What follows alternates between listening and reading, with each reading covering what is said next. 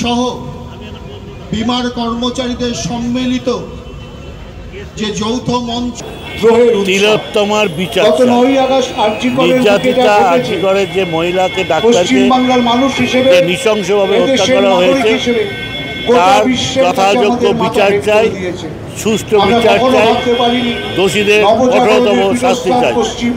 নানাভাবে নানা কাজ হচ্ছে, যাদের দায়িত্ব লোপাট হয়ে যা, তথ্য প্রমাণ লোপাট হয়ে যা, এইসব বিষয়গুলো আড়াল করার জন্য চেষ্টা রাজ্য প্রশাসনের তরফ থেকে করা হয়েছে।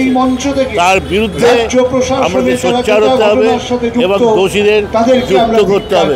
শুধু বদলি করলে হবে না, দোষী ব্যক্তিকে গ্রেপ্তার না করে এক জায়গা থেকে আরেক জায়গায় পাঠিয়ে দেওয়া এটা কোনো বিষয় না। বুদ্ধিজীবী সর্বস্তরের মানুষ এখানে হাজির হয়েছে জনচেতনা মঞ্চের নামে।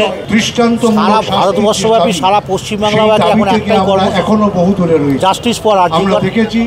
আরজিকরের জঘন্যতম কাজের জন্য শাস্তি দিতে হবে। এই বিষয়টা আমরা অর্গানাইজ সমস্ত কর্মচারীরা কলকাতা মানে সরকারের যত মায়নাপ্রাপ্ত আছে সকলে মিলে আমরা আজকে এখানে অবস্থানে বসেছি। এই অবস্থান আমাদের চলবে, জাস্টিস ফর আরজিকর। তার সাথে সাথে সমস্ত দোষী ব্যক্তির শাস্তি দিতে হবে।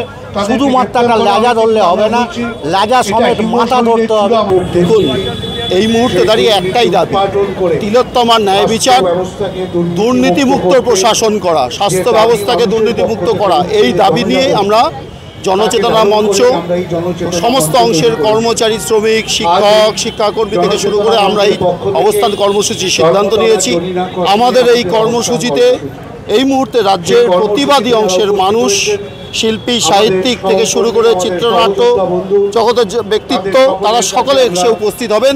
তারা আমাদের এই অবস্থান কর্মসূচিকে এগিয়ে যাওয়ার ক্ষেত্রে তারা সহযোগিতার হাত বাড়িয়ে দিয়েছেন।